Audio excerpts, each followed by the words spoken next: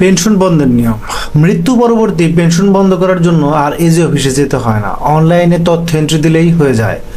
প্রথমত মৃত্যুর পর পেনশন বন্ধ করে দিতে হয়, তা না দিলে ইএফটির মাধ্যমে প্রতি মাসেই কিন্তু এই পেনশন ঢুকতে থাকবে। পরবর্তীতে সে পেনশন আবার ট্রেজারি চালানোর মাধ্যমে ফেরত দিতে হবে। তো ফেরত দেওয়ার ঝামেলা থেকে মুক্তি পেতে আপনি কিন্তু অনলাইনেই খুব সহজেই কিছু তথ্য দিয়ে দিলে অটোমেটিক্যালি তার ইএফটি কার্যক্রম বন্ধ হয়ে যাবে। সেজন্য পেনশন অ্যান্ড ফান্ড ম্যানেজমেন্ট ওয়েবসাইটে যেতে হবে।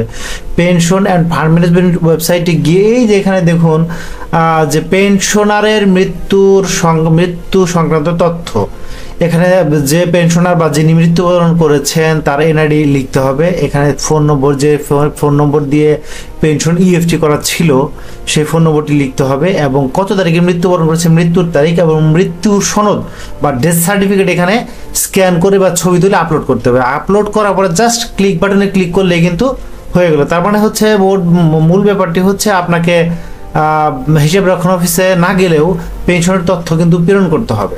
এই পেনশন অ্যান্ড ফান্ড ম্যানেজমেন্টের ওয়েবসাইটে যেতে হবে। পেনশন অ্যান্ড ফান্ড ম্যানেজমেন্টের ওয়েবসাইটে যাওয়ার পরে আপনি নিচের দিকে খেয়াল করবেন, একেবারে নিচে পেনশনার ডেথ ইনফরমেশন এন্ট্রি, এখানে এসে এনআইডি নম্বরটি লিখতে হবে। এনআইডি নম্বর লেখার পরে মোবাইল নম্বর লিখতে হবে। এখানে ডেট অফ ডেথ, মৃত্যুর তারিখ লিখতে হবে।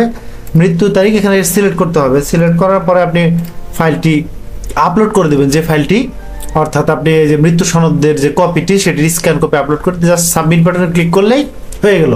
আপনার যে ব্যক্তির পেনশন চালু ছিল সে ব্যক্তির পেনশন বন্ধ হয়ে যাবে। তার মানে পেনশন বন্ধ করার প্রয়োজন হয় বিভিন্ন কারণে। প্রথমত দেখা যাচ্ছে যে যিনি পেনশনার তিনি মৃত্যুবরণ করার সাথে সাথে বন্ধ করতে হয়। বন্ধ করার পরে সেই পেনশনটি যদি তার স্ত্রীর নামে অথবা স্বামীর নামে অথবা তার সন্তানদের নামে হয়, পরে আবার তাদের নামে সেটি চালু হবে।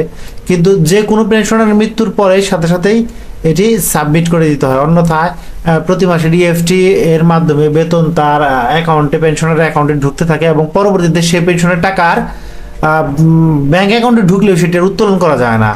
কারণ হচ্ছে মৃত্যুর পরে যে টাকাটা ঢুকে সেটি ফেরত দিয়ে আবার পেনশন চালু করতে হয়। স্ত্রী বা সন্তানের নামে পেনশন চালু হলে আবার পেনশন প্রদান শুরু হয়, অথবা তার দেখা গেল কোনো পেনশনারের মৃত্যুর সাথে সাথে তার পরবর্তী কোনো ওয়ারিশ না থাকলে সেক্ষেত্রেও পেনশনটা এভাবে বন্ধ করতে হয়। তার মানে পেনশন চালু করার নিয়ম অনেকেই জানেন, কিন্তু পেনশন বন্ধ করার নিয়ম হচ্ছে এটি।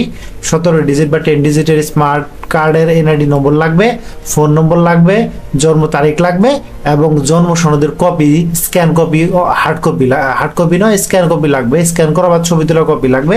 এখানে আপলোড দিয়ে সাবমিট করলেই কাজটি হয়ে গেল। তারপরেও যদি এই কাজে কোনো ঝামেলায় পড়ে তাহলে ভিডিও কমেন্ট সেকশনে কমেন্ট করুন, উত্তর দেওয়ার চেষ্টা করা হবে। ধন্যবাদ।